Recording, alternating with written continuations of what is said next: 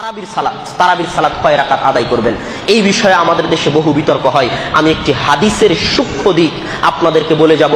ওই সূক্ষ্ম দিক যদি মাথায় থাকে তাহলে আপনার সামনে আর কোনোদিন অভিযোগ আসবে না। সেই সূক্ষ্ম দিকটা কি?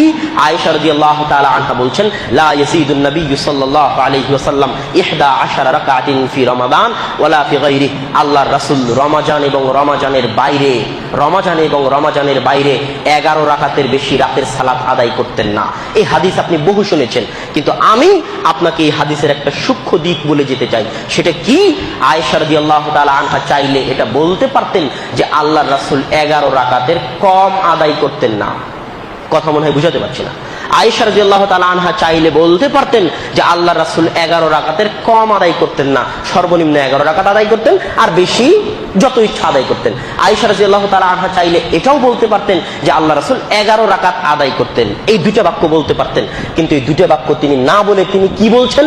লা ইয়াজিদু, আল্লাহর রাসূল 11 রাকাতের বেশি আদায় করতেন না। এই বাক্যের এই সূক্ষ্ম দিকটার প্রতি যদি কেউ মনোযোগ দেয় আর তার অন্তরে ঈমান থাকে, তাহলে তার সামনে আর কোনো কিছু বাধবে না।